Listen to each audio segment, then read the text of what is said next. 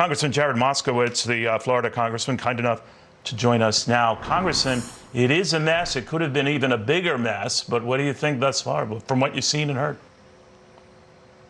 Well, thanks, Neil. Thanks for having me. Yeah, I mean, obviously, look, the original path thought it would be coming right over Tallahassee into a more populated area. And yes, that would have been worse. But I got to be honest, you're looking at the devastation in areas of Florida, Georgia, South Carolina, North Carolina, Tennessee. Those are all in the same FEMA region, okay? It's called Region 4. This is the largest disaster that I can remember that has affected all of these states. So the geographic territory of the disaster is gigantic. And in some of these areas where you're dealing with flooding, like in North Carolina, South Carolina, we won't even know until the floodwaters go down what we're looking at. And so some of these states are still in swiftwater rescue mode, where they're still rescuing people. They're still looking for people. Loved ones cannot reach folks in North Carolina. I know a couple of friends that are trying to reach folks because obviously cell phone service is out. And so, I'm praying for the people out there. I'm still concerned that the death toll in this storm is still going to increase.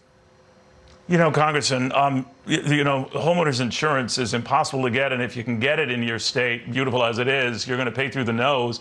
I'm sure many who were affected by this storm either don't have it or don't have nearly enough of it. And I'm wondering now, what happens now?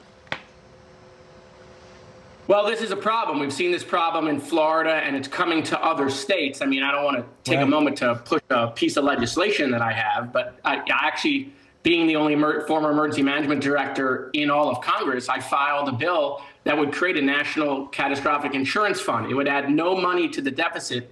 It would allow states to buy bonds that, when we have these 1 in 1,000 year events, would take that off of the plate of the insurance companies, which is driving up 25% of the cost on reinsurance. And so, look, even if my bill doesn't move or go anywhere, I think the United States government and Congress has to start realizing that we have to amortize the risk. We have to spread this risk around. It can't just be on one state or two states to deal with this, just like FEMA does.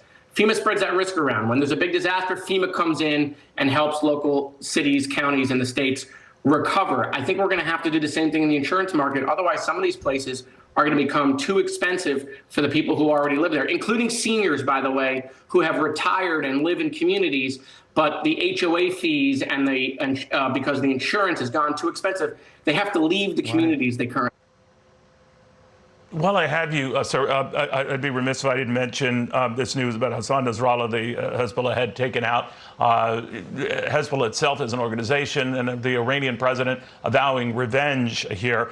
We've heard the Chinese foreign diplomat criticize the attack and that we have to get back to the peace process and a ceasefire. The Russian foreign minister, I don't know what Russian is for chutzpah here, saying we call on Israel to immediately cease hostilities. I was thinking what's going on in Ukraine, but that notwithstanding, what do you think?